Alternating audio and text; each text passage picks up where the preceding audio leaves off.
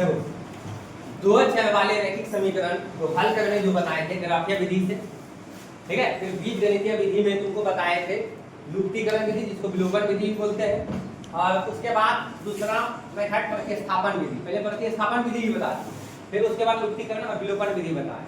अब चलते हैं दो चर वाले रैखिक समीकरण को हल करने के लिए वज्र गुणनखंड विधि से, ठीक है। वज्र गुणनखंड विधि से हल करेंगे दो चर वाले रैखिक समीकरण। चलो, दो चर वाला सुनिए ध्यान, दो चर वाले रैखिक समीकरण को हल करो कौन विधि से? वज्र गुणनखंड विधि। पहले दो चर वाला रैखिक समीकरण कैसा होगा, किस रूप में होगा? तो देखिए, दो रूप में हो सकता है। एक ऐसा हो सकता है a1x plus b1y plus c1 equal to 0, a2x plus b2y plus c2 equal to 0, इस रूप में हो सकता है, ठीक है। या a1x plus b1y equal c1, a2x plus b2y बराबर c।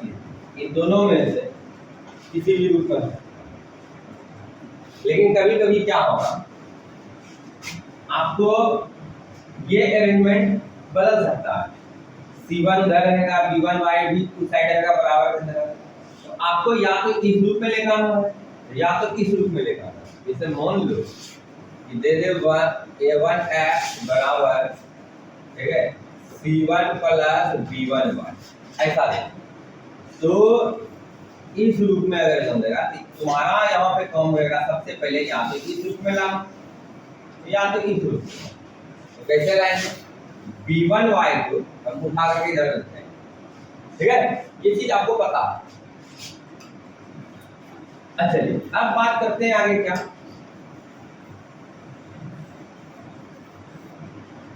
कि वज्र गुणनखंड विधि से सॉल्व कैसे करें।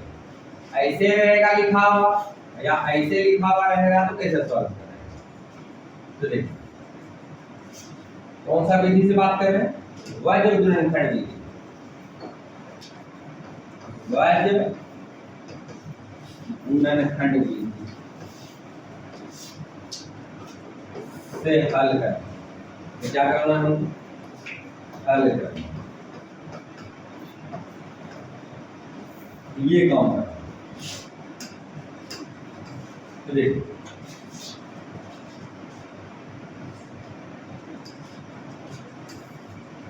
इस टाइप का रहेगा समीकरण, तब कैसे हल करेंगे, क्या प्रक्रिया है इसका हल करने? आइए देखें क्या करें।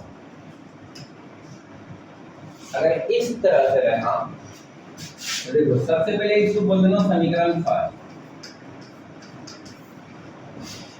फिर तथा लगा देना, यहाँ बोल देना समीकरण सेकंड। कितना सा कर सकते हो? फिर क्या ऐसे सजावट करो, x लिख देना और y लिख देना, नीचे भी लिखाने बताएंगे क्या क्या होगा, कैसे होगा, ठीक है। और इस अरेंजमेंट में जहाँ है 1 लिख देना, क्या कर देना है? 1 लिख देना। अगर ऐसा अरेंजमेंट रहता, बस यही एक अंतर यहाँ था कि -1 करना। बाकी बात जो प्रोसेस बताएंगे उसी अनुसार तुमको काम करना, यही होता है वज्र गुणनखंड। बना के दिखाएगा। तो देखिए, x वाला को लिखेंगे तो x वाला को ढक, इसको ढक देंगे। x वाला अगर लिखेंगे इसको क्या करते हैं हम, बचेगा इतना। तो ये b1 को c2 से गुणा कर देंगे। देखिए ट्रिक समझिएगा, ठीक है। इसको ढक देना, इसका कोएफिशिएंट से गुना करना, y को नहीं लेना है साथ में, ध्यान रखना इसका गुणन को लेना, गुणन क्या क्या b1, b1 को c2 से गुना, फिर अपने मन से माइनस देना, फिर ऐसे गुना b2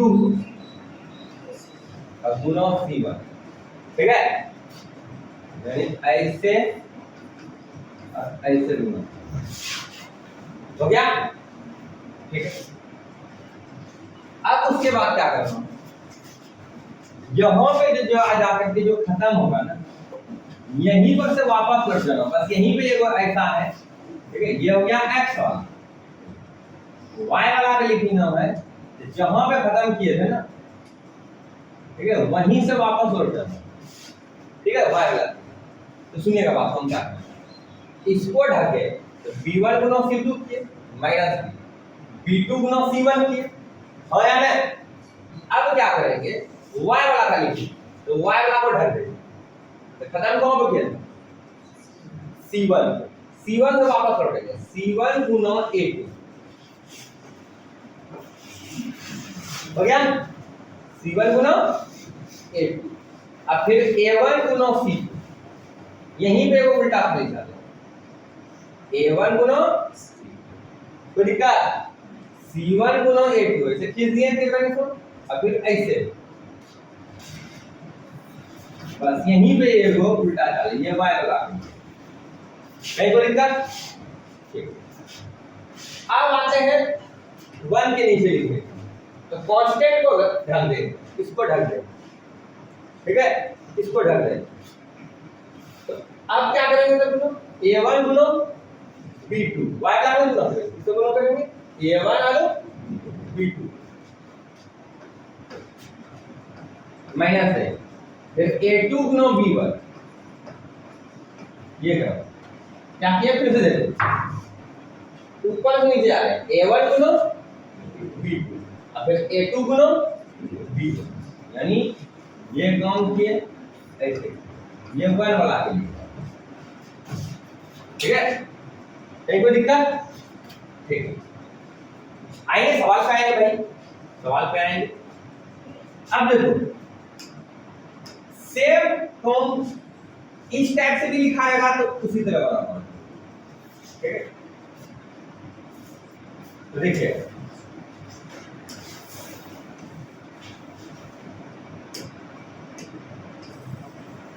मान लो कि ऐसे इस तरह से लिखा हुआ है, तब क्या करें, कुछ कोई बदलाव नहीं, ठीक है, बस खाली करना क्या है, ठीक है, इस तरह से जो लिखा रहेगा तो बस यहाँ पर माइनस कर दो, क्या करना, माइनस, प्रक्रिया वही रहेगा, देख लीजिए,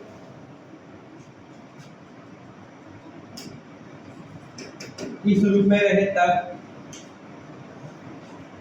तो देखिएगा काम वही करना है, इस तरह से x लिख देना है, बराबर का चिन्ह देना है, फिर y बटे का चिन्ह देना है, नीचे छोड़ना है,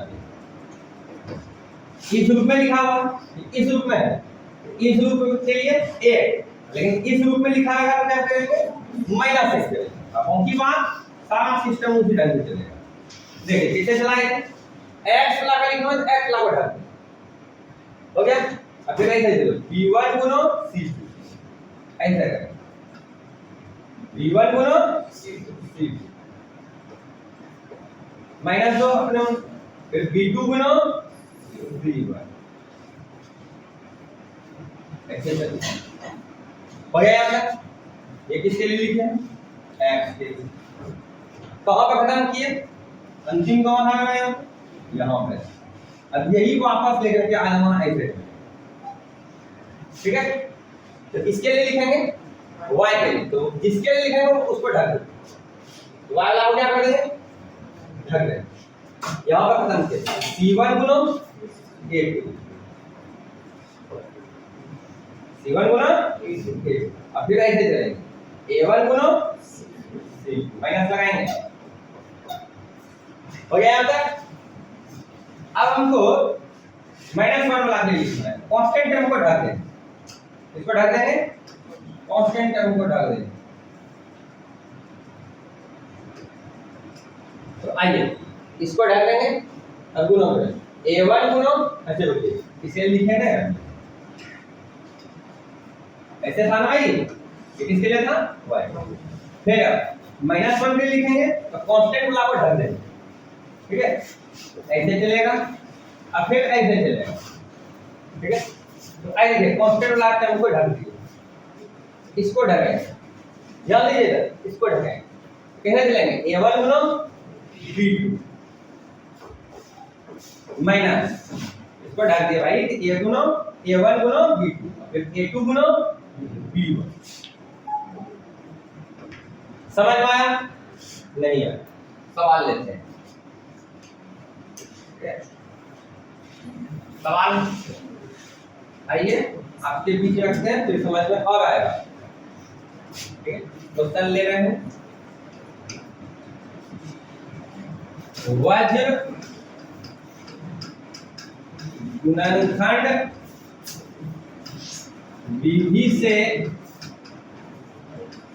हल लिख लेते हैं हम 3x -2y बराबर 4 ले यहाँ ले लो x + 3y ऐसे लेते हैं ऐसा किया, ये तुमको समीकरण दिए दो चर वाले रैखिक समीकरण, दो को चर है, ये सब बात तो समझा दिया तब नहीं यहाँ तक आया, ठीक है। लेकिन फिर बोल देते हैं ये दो चर वाले क्या है रैखिक समीकरण, इसको किससे हल करना है कौन विधि से वज्र गुणनखंड। तो देखिए क्या करेंगे हम,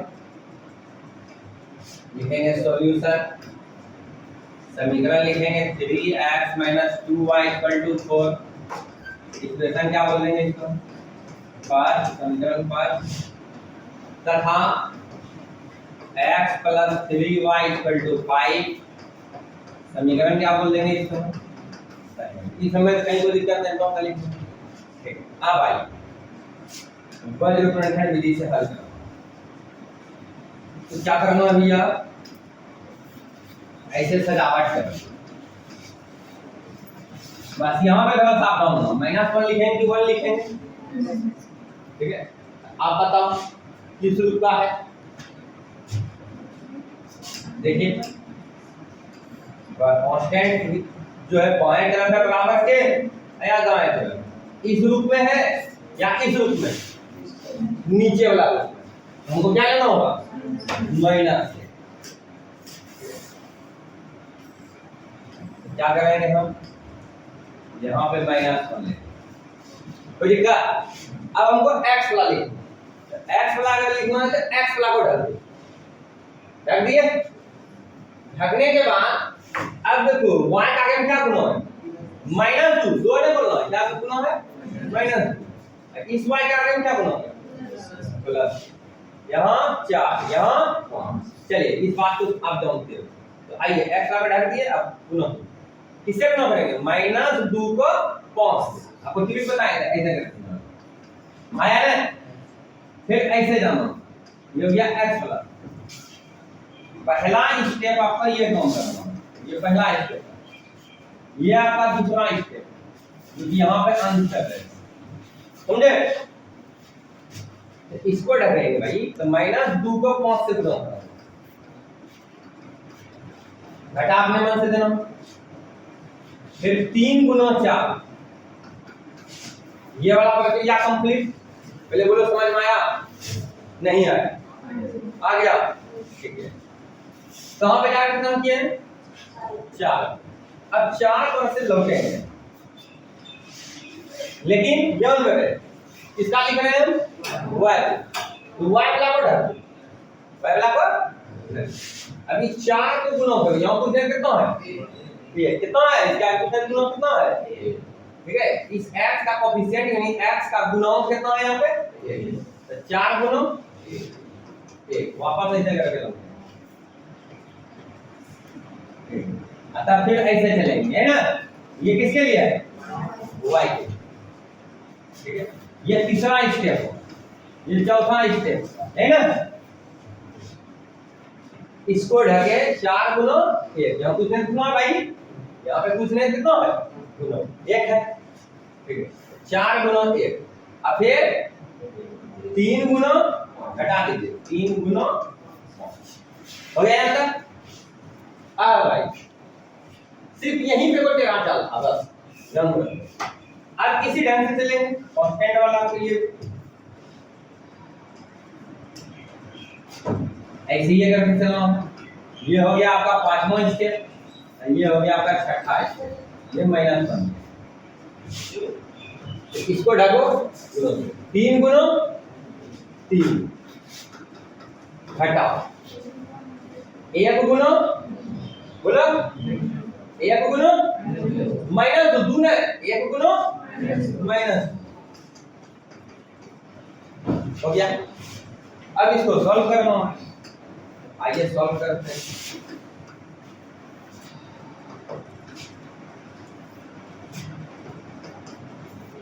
देखो ये जो जानते हो माइनस है, यहाँ कुछ नहीं प्लस है, माइनस प्लस माइनस 2 पंचे 10 माइनस 3 चौके 12, ये हो गया 4 माइनस 3 पंचे 15, 3 तिया माइनस क्या बोले माइनस माइनस, ठीक है।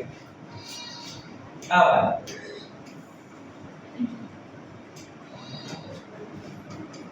x बाय -10 -12 आपको बताए थे एक के साथ चिन्ह लगा क्या करेंगे जोड़ेंगे, माइनस से जोड़ रहे हैं माइनस लिख माइनस कितना हो गया y y बटे यानी y बाय 4 - 15, इसके 4 काट दीजिए इसमें 6 प्लस है, ये प्लस है यहाँ पे ये माइनस, अलग-अलग चिन्ह तो कुछ करेंगे घटाएंगे 15 में से 4 की 4 में से 15 15 में से 4 कितना हो गया भैया -4 -1 बटे 9 2 कितना हो गया 11। आप क्या देख पा रहे हो ये x बटे -y बराबर y बटे -11 बराबर -1 बटे 11, यहाँ तीनों जो देख रहे हो अनुपात में जो दिया है बटे में जो दिया है इक्वल है, तो हमको चाहिए x और y का मान, ये हल कर रहे हैं ठीक है, तो x और y का मान चाहिए। तो हम यहाँ देख पा रहे हैं कि ये जो एकदम पूरा एक अचर पद है यानी कि वैल्यू दे रहा है, ठीक है। तो हम क्या करेंगे इसको इसके इक्वल लिख देंगे, फिर इसको इसके इक्वल लिख देंगे। भाई तीनों जब बराबर है तो हम ऐसा कर सकते हैं, ये इसके देखो ये दोनों बराबर है, हम इन दोनों को भी साथ में लिख सकते हैं, लेकिन यहाँ देखो x का भी मान निकालना, किसका मान निकालना y का, ठीक है। इसी वजह से क्या करेंगे हम इसको इसी को इक्वल करेंगे, इसको भी इसके इक्वल करेंगे और x y का मान फाइंड। तो देखो क्या करेंगे x बटे -22 -1 बटे 11 और y बटे -11 बराबर -1 बटे 11, नहीं समझ में आया ठीक है। अब देखिए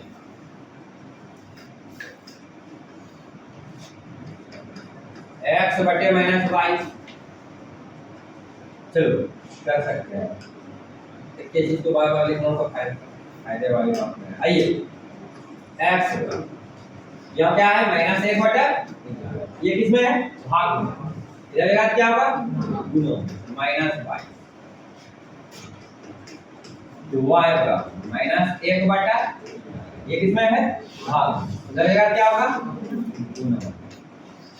अब 11 को 11 11 दूनी 22, 11 को 11 11 को 11, तो बोलिए x माइनस माइनस प्लस 1 गुना 2 और नीचे 1 को मैंने है, जरूरी नहीं लिखना को फर्क पड़ने वाला नहीं होगा, ठीक है।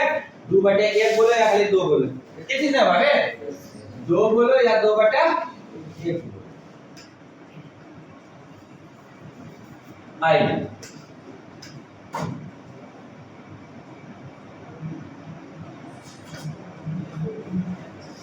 आ जाओ देखो, इसलिए y इक्वल कितना हो जाएगा माइनस माइनस प्लस 1 गुना 1 1 बटा 1, 1 बटे 1 का मतलब 1, तो चलिए अतः x बराबर 2 तथा y बराबर एक। कहीं पर दिक्कत? अब एक को देते हैं बनाने के लिए, आप लोग बना करके दिखाइए।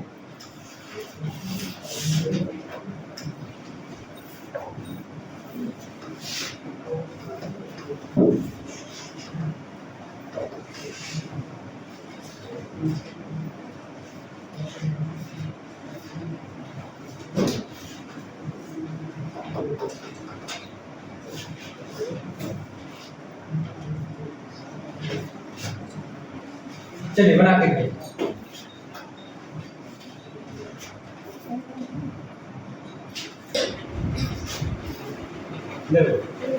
आप ले लेते हैं हम, सुनो, आप ले लेते हैं इशू, ठीक है? अब फिर बनाते हैं।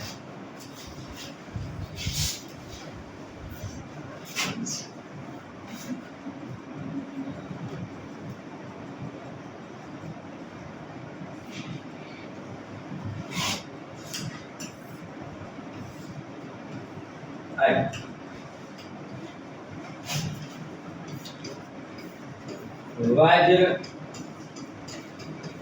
गुणनखंड विधि से हल करें। आइए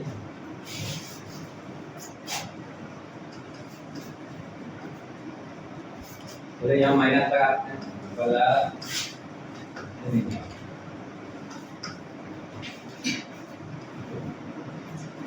अच्छा अच्छा इस टाइप का बनाना है भाई।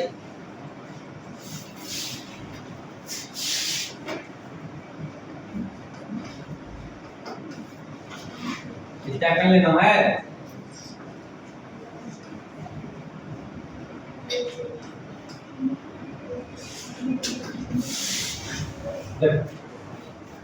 इस तरह का करना कुछ नहीं है, जैसे बनाते थे बस वैसे ही बनाना है। बस -1 की जगह खर्चा ले देना।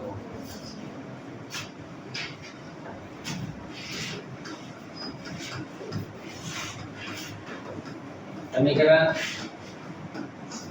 फर्स्ट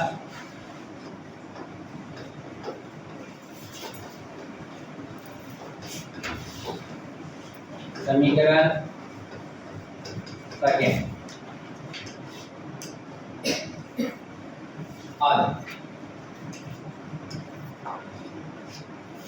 इस तरह सजा दो। यहाँ -1 में लिखते हैं क्या लिखेंगे? 1 क्या लिखेंगे? आइए x वाला का लिखेंगे तो x वाला डाल दो। तो 3 गुना इससे गुना नहीं करना है, इससे गुना करना 3 गुना क्या हो गया? अच्छा इधर लगाऊंगा 3 गुना -2 गुना, पहले ये माइनस दे दीजिए, ठीक है? ये सूत्र का ही समझिए, सूत्र का ये माइनस है, ठीक है? इसको इससे गुना -2 गुना हो गया यहाँ तक।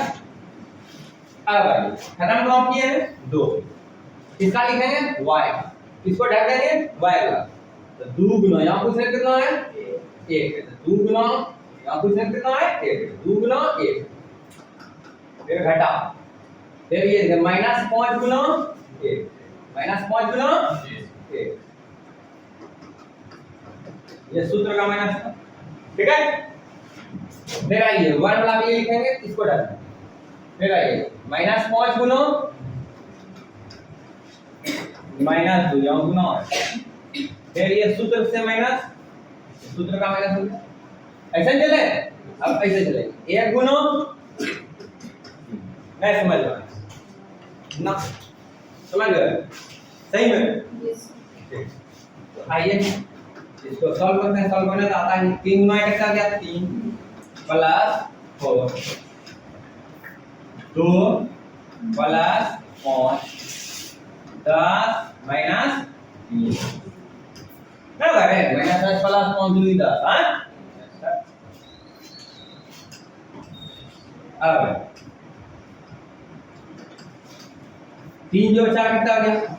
7 2 जो 5 कितना आ गया? 7 1 बटे कितना आ गया? पता ही है ये तीनों इक्वल है, इसको इसके इक्वल करेंगे फिर इसको इसके इक्वल करेंगे। x बटे 7 बराबर 1 बटे 7 तथा y बटे 7 बराबर 1 बटे 7। 1 बटे 7 गुना 7 y बराबर हो गया 1 बटे 7 गुना 7 7 7 एक बार में यहाँ 7 7 खत्म एक बार में, इसलिए x का मान हो गया 1, इसलिए y मान हो गया 1 ना बढ़ जाएगा क्या नहीं जाएगा। एक काम करते हैं इधर लिख देते हैं, अतः x बराबर 1 तथा y बराबर 1।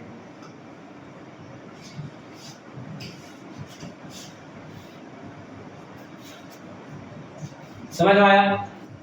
तो दे बनाने के लिए ऐसा ठीक बनाइए।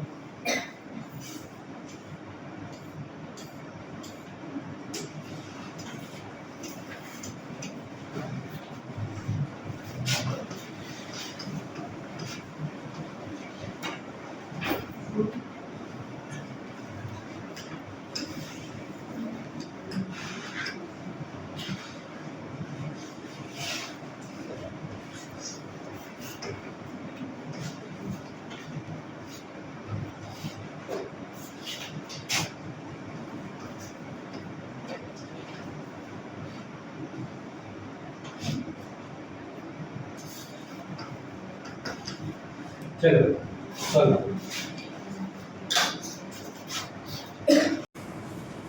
देखो तो ये सवाल देखिए,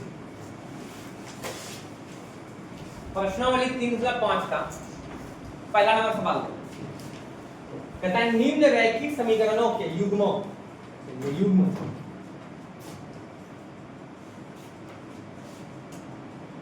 निम्न रैखिक समीकरणों के युग्मों में से किसका एक अद्वितीय हल है, किसका कोई हल नहीं है। दो बार लिखा गया है, किसका कोई हल नहीं है। अच्छा रहने दीजिए, क्या दिक्कत है, दोबारा लिखा गया इसको हम घर देते हैं।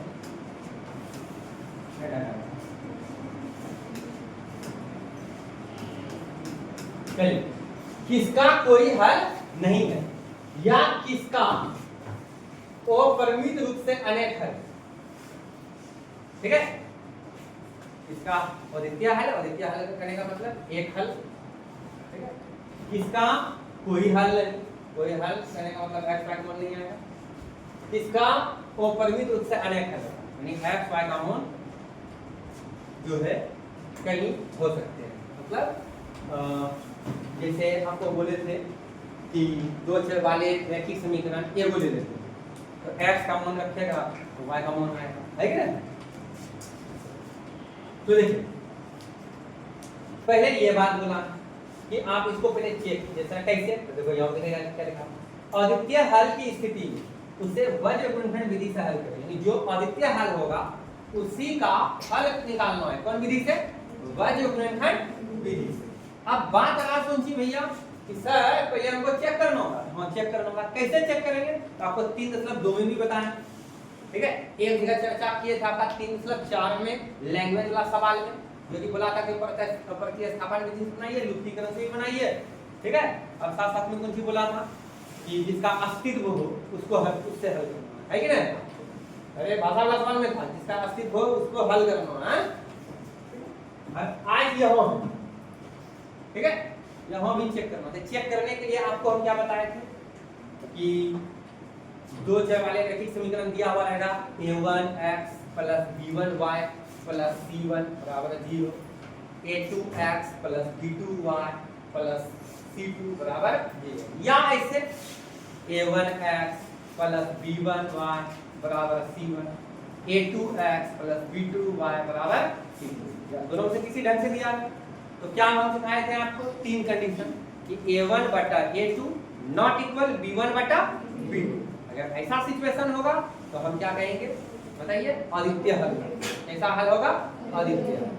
a1 बटा a2 बराबर b1 बटा b2 नॉट इक्वल c1 बटा c2, ऐसा स्थिति आ जाए तो क्या बोलेंगे भैया, कोई हल नहीं। a1 बटा a2 बराबर b1 बटा b2 बराबर c1 बटा c2। अगर तीनों का अनुपात 9 बराबर हो गया है तो हम क्या बोलेंगे, अनंत अनंत अनंत। तो आइए पहले चेक करते हैं, तब उसके बाद देखते हैं अद्वितीय हल है या नहीं। अगर अद्वितीय हल हो जाएगा, ठीक है, तो भैया क्या करेंगे, हम बलवृद्धि विधि से सॉल्व करेंगे। Solution x minus 3y minus 3 बराबर 0, 3x माइनस 9y माइनस 2 बराबर। क्या आपको जैसे स्टार्टिंग में सिखाए थे 3 शब्दों में वैसे लिख के बतावे, a1 a2 b1 b2 का ऐसे नहीं ना, डायरेक्ट लिखे, ठीक है, आप समझ सकते हो, नहीं तो वीडियो देख लेना शुरू से, ठीक है। तो आइए पहले चेक, तो पहले अनुपात निकालते हैं a1 बटे a2 का। a1 के जगह कुछ नहीं, यहाँ कितना है भैया, a1 के जगह यहाँ कितना है a, यानी x का गुणन जो होता है वो a1 होता है, तो 1 है, कोई जरूरी नहीं था लिखना, हटा देते हैं। अब a2 क्या है, इसी तरह निकालते b1 बटा b1 कितना है -2, b2 कितना है -2, इनका 3 दिया 1 बटा 3। क्या देख रहा है, दोनों बराबर हो गया, अब तो क्या हो गया, अब अगला या तो बराबर होगा या तो नहीं बराबर, नहीं बराबर होगा तो कोई हल नहीं, अगर अगला आ गया बराबर तो अनंत अनंत। लेकिन हमको बलवृद्धि विधि से सॉल्व नहीं करना है, क्या कि अद्वितीय हल के ही स्थिति में हम सॉल्व करेंगे। क्वेश्चन यही बोला है, ठीक है, अद्वितीय हल होगा तब जाकर, हाँ अद्वितीय हल होगा तब जाकर के बलवृद्धि विधि से हल करेंगे। तो आइए C1 C2 देखते हैं क्या होगा है, क्या होता है, देखते हैं -3 बटा -2, लो देखिए 2 अनुपात बराबर तीसरा नहीं, यानी ऐसा सिचुएशन आ गया, क्योंकि a1 बटा a2, क्या लिख दिए बताओ, बराबर न है, लिखाता है नॉट इक्वल C1 बटा, इसलिए इस समीकरण 9 के युग्म के हल, कैसा हल, ये हल कोई हल, ये हल का नहीं, ठीक है,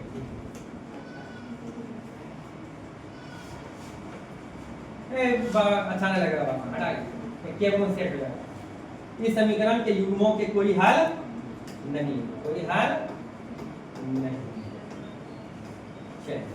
यह हो गया परीक्षा, तो चेक तो कर लीजिए, अद्वितीय हल हुआ नहीं, इसी वजह से इसको हम हल करेंगे नहीं, हल हो गया नहीं करेगा दूसरा होगा। चलते हैं 2 नंबर, चलते हैं कहाँ, 2 नंबर, आइए 2 नंबर, कहाँ है 2 नंबर भैया, उसको उठा करके होगा, कौन लिखता है,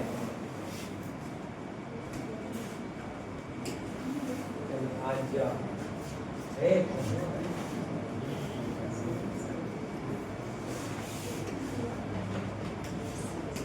आई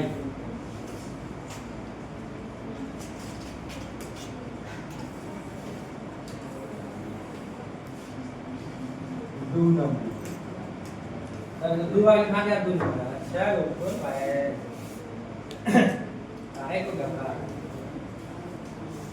और समीकरण क्या बोल देंगे, तथा समीकरण क्या बोल देंगे, अच्छा किस फॉर्म में लिखा हुआ है, ax plus by equal to c। तो आप जानते हो कि चेक करने के लिए चाहे इस फॉर्म में लिखा हो या इस फॉर्म में लिखा हो,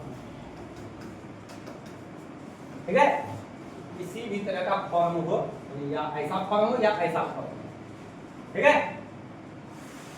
आया ना बोले तो भाई, इसमें कहीं कोई फर्क पड़ने वाला, ये दोनों से कोई भी फॉर्म हो सकता है। आई चेक करते हैं a1 बटा a2 2 बटा 3 b1 बटा b2 1 बटा 2 तुझे देखे ना रे आगे चेक करने को जरूरत नहीं लिखोगे तो लिख सकते हो c1 बटा 5 बटा कितना कौन सा सिचुएशन आया a1 बटे a2 नॉट इक्वल b1 बटा b2 इसलिए बोलिए इस बोलिए इस समीकरणों के युग्म अद्वितीय हल है कैसा हल है यानी एक हल है अद्वितीय हल आइए अब कौन सा विधि से भाई सॉल्व करेंगे द्वैध गुणनखंड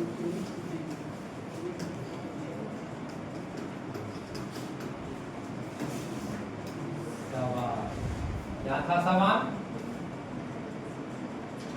सवाल सवाल सवाल क्या सवाल है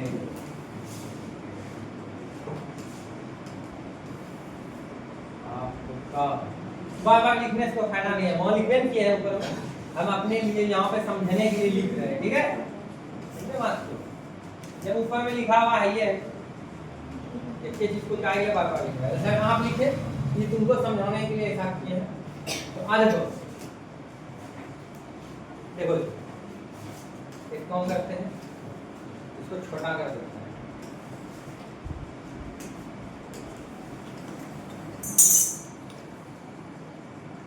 छोटा वाला इधर साइड में रहो तो समझने के लिए ऐसे किए हैं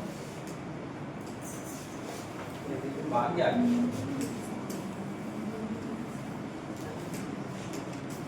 आ देखो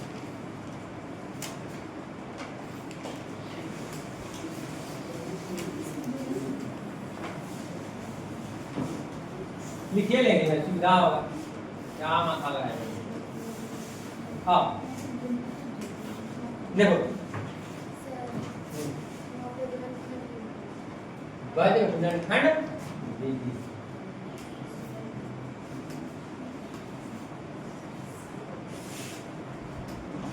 गुणनखंड विधि आइए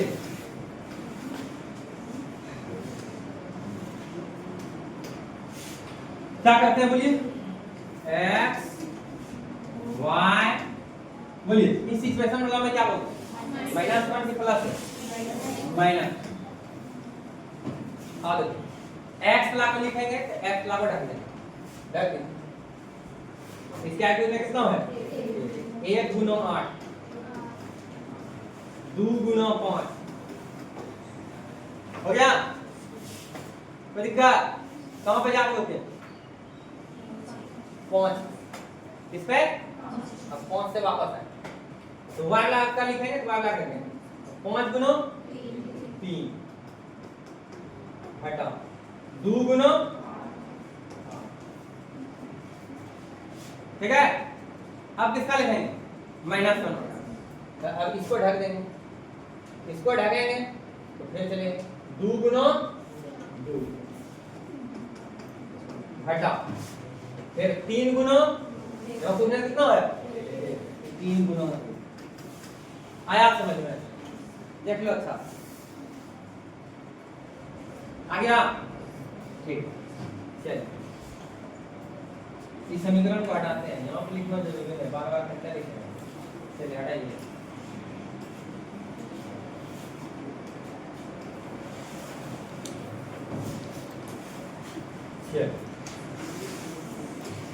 अब आ जाए इसको सॉल्व करना ये आया लिखने के लिए ठीक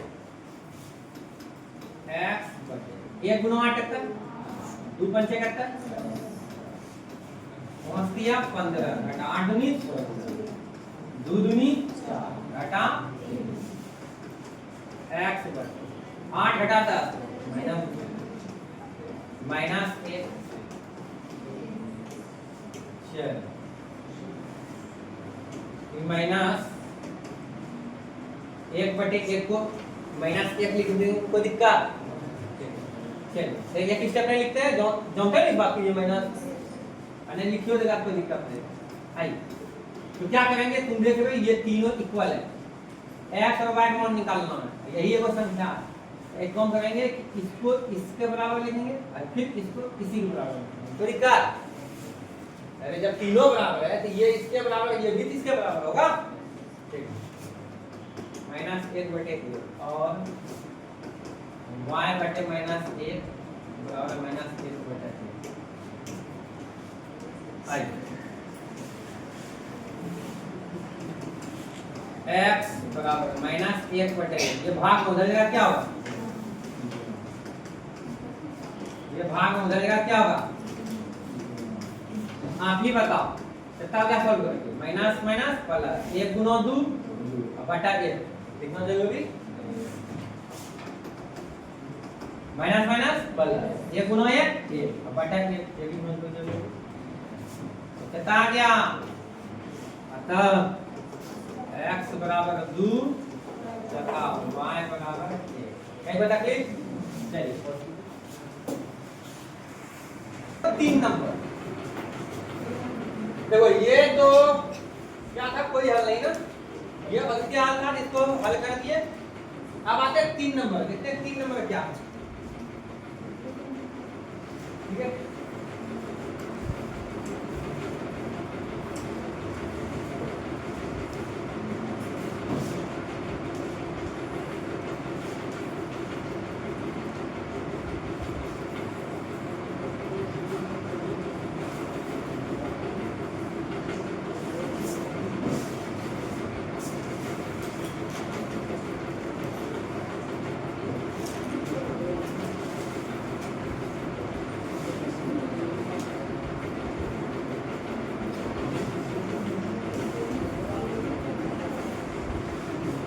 टकरा जाए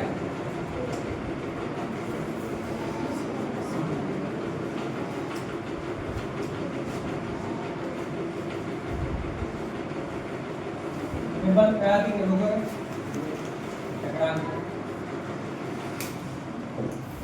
देखिए 3 नंबर समीकरण 5 तथा 5 के जगह 3 लिख दिया, फिर समीकरण सेकेंड और चेक करना पहले a1 बटा a2 3 बटा 6, ठीक है। काटो इसको, 1 बटा 2 आया, b1 बटा b2 -5 बटा -10 5 5 10 1 बटा 2 दोनों माइनस खत्म, फिर c1 बटा c2 तथा लगा दीजिए 20 बटा 40 20 को 20 20 दूनी 40 1 बटा क्या देखा, तीनों अनुपात बराबर आ गए। क्या लिखेंगे भाई इस सिचुएशन में, क्योंकि a1 बटा a2 बराबर b1 बटा b2 बराबर c1 बटा c2, इसलिए इस समीकरणों के युग्म के अनंत अनेक हल है। इस सिचुएशन में भी हमको सॉल्व नहीं करना है वज्र गुणनखंड विधि से, तो क्या करेंगे भैया, वज्र गुणनखंड विधि का इंग्लिश पता है, क्रॉस मल्टीप्लिकेशन मेथड, ठीक है। देखिए सर इस सिचुएशन में भी तो नहीं करना है, अब चलते हैं चौथा नंबर, ठीक है। अद्वितीय हल वाला स्थिति होता तब जा करके हम क्या करते, वज्र गुणनखंड विधि से हल करते, ठीक है। तो चलते हैं चौथा नंबर, देखते हैं क्या होता है, थोड़ा समय लगेगा पॉज कर लो।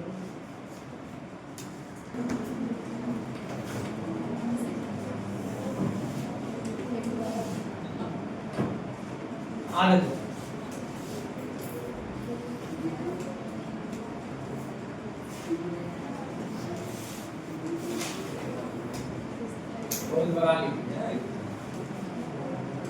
चलिए इसको चेक करना, पहले क्या करना है, चेक करना। अगर अद्वितीय हल हो गया, अगर अद्वितीय हल हो गया क्या करें, बोले वज्र गुणनखंड विधि से हल करें। आइए पहले चेक करना, a1 बटा A1 के क्या कितना है 1 बटा 3 माइनस कौन यहाँ पे कॉमन मारेंगे B1 बटा B2 माइनस 3 बटा माइनस 3 3 खत्म 1 होगा क्या देखा बराबर यही पे मिल गया तुम्हारी इच्छा है तो एक अनुपात निकाल के रख कोई फर्क रहेगा इसमें माइनस 7 बटे माइनस 15 7 बटे कितना हो गया 15 लेकिन यहाँ सिचुएशन हमको देखना है कौन सा वाला मैच किया A2 A1 बटे A2 नॉट इक्वल B1 बटा B2 क्या बोलेंगे इस समीकरणों के युग्म के कैसा हल है अद्वितीय हल कैसा हल है भाई अद्वितीय हल जब अद्वितीय हल होता है क्या बोलते हैं बोलिए जब अद्वितीय हल होता है क्या बोलते हैं वज्र गुणनखंड विधि से हल करने के लिए बोला है अब वज्र गुणनखंड विधि से हल इस विधि से कौन विधि हल करेंगे वज्र गुणनखंड विधि तो आइए वज्र गुणनखंड विधि सॉल्व करते हैं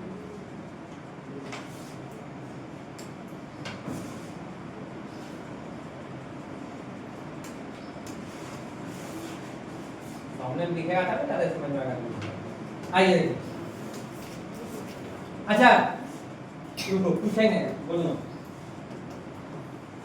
ये हो गया x के लिए ये हो गया y के लिए यहाँ क्या लिखेंगे -1 या प्लस इस सिचुएशन मतलब इस फॉर्म में जब आएगा तो यहाँ पे प्लस आइए तरीका आप सीख गए हैं चलिए x वाला लिखेंगे तो x वाला को डाल देंगे x वाला को क्या करती है कौन दिखा y वाला कांस्टेंट वाला इधर की बात मतलब है तो -3 गुना -15 ऊपर से नीचे जाना है ठीक है बस खाली y में एगो है उल्टा चल रहा है देखो -3 गुना -15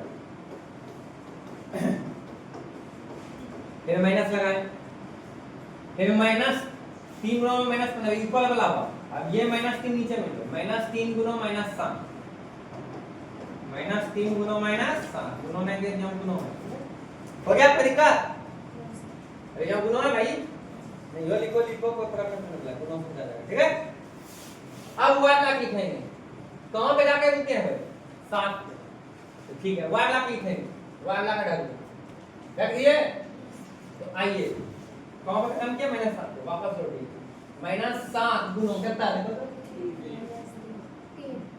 -3 है 3 है -7 गुना 3 -7 गुना 3 नहीं दिख रहा है -7 गुना अनु यहाँ पूछन करता है 1 गुना -15 घटा का चिन्ह दो पहले क्या हो गया 1 गुना -15 सही है ठीक है इसको भी यहाँ पे घेर दीजिए अब आते हैं एक वाला ना लिखेंगे तो कांस्टेंट को डाल देंगे जो डाल कैसे चलेंगे बस खाली एक क्या यहाँ साइड उल्टा कर चलेगा अब यहाँ देखो ऊपर से नीचे इसके आगे कितना कितना है कितना है 1 गुना -3 घटा इसको ढके भाई 1 गुना -3 फिर देखिए अब 3 गुना -3 नहीं समझाई अरे समझे देखो गुटिया की जैसे नहीं घुसा है बना के खाया है तुम लोगों को पता आइए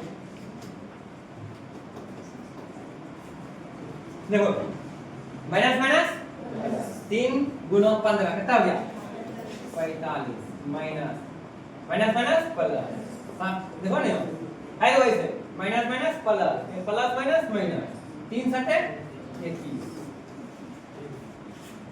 माइनस 21 माइनस प्लस 1 गुना 15 माइनस 3 माइनस प्लस 3 तिया नहीं समझ में आ समझ में आ रहा है?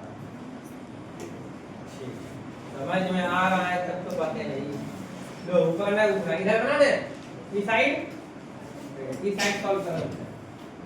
आ देखो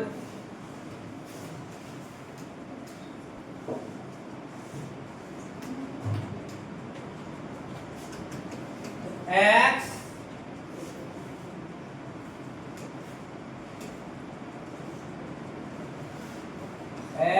बटे 45 में से कैसे बोलो कितना 24 कितना होगा रे 24 बराबर y बटे कितना हुआ -6। अलग अलग चीज घटाएंगे कैसे 15 हो जाएगा हैं कैसे करके माइनस करते हैं तो -6। चलिए 1 बटा कितना x का मान निकालना y का मान निकालना ये संख्या यानी किसको इसके बराबर किसको भी इसके बराबर करके निकालना x बटा 24 बराबर 1 बटा 6। कोई दिक्कत कौन दिक्कत और y बटा -6 1 बटा x बराबर 1 बटा 6 गुना 24 भाग में उधर जाएगा क्या y बराबर 1 बटा 6 गुना -6 काटो 6 1 में 6 6 चौके 24 x बराबर कितना 4 तो y बराबर कितना ये छोटे कैंसिल करो -1 समझे। अब देखो एक बात बताऊं मैं आंसर आ गया मेरा, लेकिन अगर तुम्हारा मन हुआ मुंशी कि हम सवाल सही बनाए कि गलत बनाए हैं, एक आध जगह हम है नहीं इसका प्रयोग किए थे, ऐसा नहीं कि नहीं चर्चा किए हैं, ठीक है। फिर से एक बार चर्चा कर लेते हैं। देखो x का मान कितना है 4 y का मान कितना है -1 याद रखो है कि सवाल का ऊपर में है ना हां यहां पर देखो चेक करो x के जगह 4 रखो y के जगह -1 रखो, ठीक है। पहला समीकरण में भी रखना दूसरा समीकरण में, और दोनों में देखिए कि दाहिने साइड का वैल्यू पूरा साइन है, दाहिने साइड में कितना है जी। चलिए रखते हैं x का मान 4 यहां 4 हो गया, y का मान कितना -1 यहां -1 रखेंगे तो -3 गुना -1 तो +3 तो 4 जोड़ 3 7 7 घटा 7 कितना गया सही है। कोई दिक्कत नहीं, एक और समीकरण उसमें भी चेक कर लो x का मान 4 है y का मान -1 रखिए 3x 3 गुना x तो 3 गुना 4 x का मान 4 ना तो कितना गया 12 कितना गया 12 फिर -1 रखिए तो -3 गुना -1 तो माइनस प्लस 3 गुना 1 3 यानी +3 इतना 12 हुआ ये +3 हुआ तो 12 3 कितना हो गया 15 घटा कौन सी है 15 15 घटा 15 कितना होता है मतलब इस सवाल में क्या सही बनाया है, ठीक है आंसर सही आया। कहीं कोई दिक्कत तो आगे तक आगे कर पाएंगे ठीक है।